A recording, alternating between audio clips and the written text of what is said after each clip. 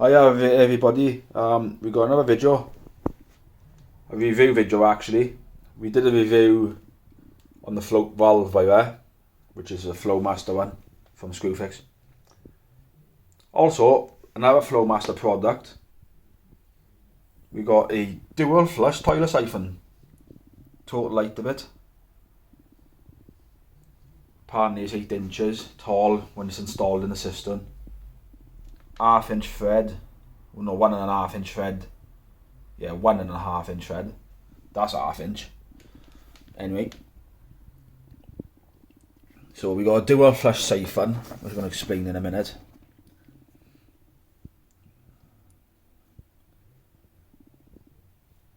So it's got all the relevant bits in it, okay. It's got an internal overflow, so you will not need an external overflow standpipe. And if you've got a modern toilet, this is compatible, okay? That's a modern toilet what I got here, okay? So we got dual flush siphon, made in China. Well, Chinese products are not really, you know, a huge fan of. But if it works and it lasts, who am I to complain? So in here we have a couple of things which we got in here. Fittings. They give you a close coupled donut washer, which is handy for a toilet, what we got there. Pan and cistern, close coupled, both together. Great. Put that there. We got, let me take these out to the packet, okay? So that donut washer is only useful if you've got a toilet like that, where it's bolted onto the pan. So that would go on there, okay? This fella by here, okay? And this back nut is to be used if you've got a wall mounted toilet cistern. So say you've got a cistern that's high level with a long pipe, or a short pipe, low level, short pipe, high level, long pipe. So with a pan basically like what I got here, where the flush pipe goes in the back, you'll need to install one of them going into the cistern, which is connected to the bottom of your siphon. You only install these once these bits per year have been installed, okay? So you've got your rubber washer and you've got your main back nut, which goes onto your siphon. And if you're installing a siphon, hang on, let me get him out of the box here. Yeah. There we are. That can sod off of it. That's the main siphon. So there's no washer on it. So we get a washer, we slide them up the threads by that. Okay, give me a sec, 1 second, doing it one-handed, okay? So you got your rubber washer on the siphon, that goes on it like that. That sits in your cistern like that. Okay, rubber washer inside the cistern. That back nut would go on the underside of the toilet cistern. Can't show it on this toilet because it's bolted on, the cistern's bolted onto the pan. So that goes on the bottom of your cistern. If you've got a low level one or close couple, doesn't matter. That goes on the outside. Rubber washer inside. That on the outside, and that holds the siphon in place. Okay. And then once you've secured it all up, what you tend to do then is, if you have got a low level toilet cistern, okay, give me 1 sec. Your flush pipe would sit in that rubber washer by here, would go around your flush pipe, and that locking nut then would hold the flush pipe in place. So the main one by there would be on the bottom of the cistern. This one by here, the short one, that will go around your flush pipe. Will go over your flush pipe, same with the rubber washer, and that will hold your flush pipe into the siphon, which is connected to your toilet cistern. So that's pretty much that explained, okay? And you've got these bungs by here then, basically, which basically reduces your flush volume. So say now you've got a 9 litre toilet cistern, you leave those bungs in, it'll flush the 9 litres. You take the top one out, or both of them out, you only get 6 litres. You leave the top one in, take the bottom one out, you'll only get 7 litres. But if you've got a 6 litre cistern, just leave them in there. Basically, I just leave them plugged. Okay, and basically Give me 1 second. Don't know if you can see it well. Flomasta. I don't know if I can see it well. Go on, focus. Give me a second.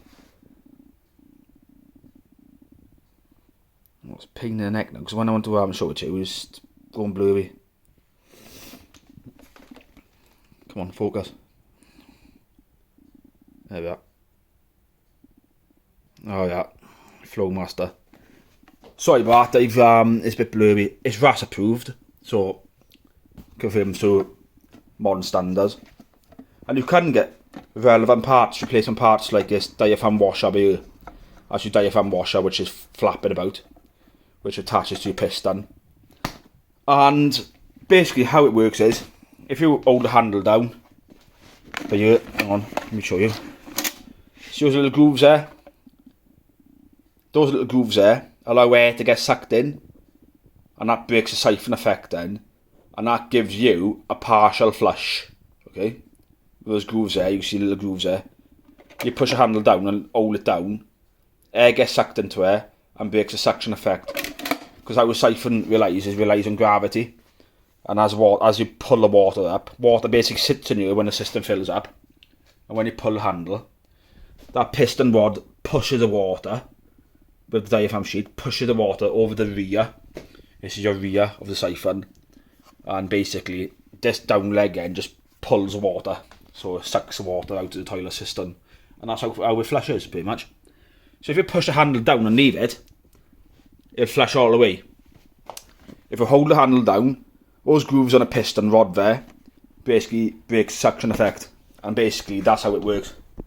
So if you've got a compact cistern like that by there, okay, I'm going to show you another toilet cistern now. Actually, give me 1 sec, and I'm actually going to show you this one for a second, okay? Give me 1 second. I'm going to show you.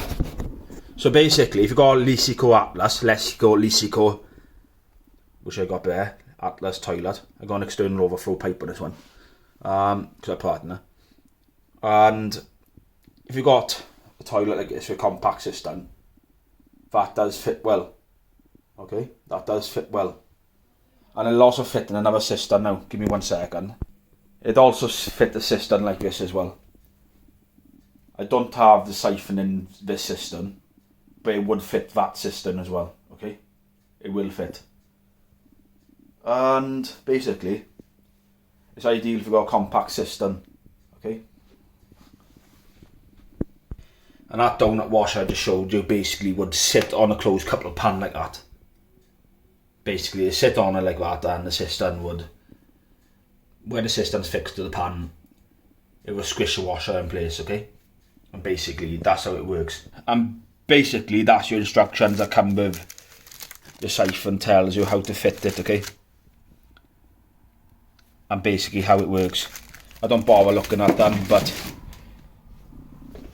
if you are going to install a syphon, and if you are relatively new to DIY and plumbing and all that stuff, it's recommended, it's vital as well you follow the instructions.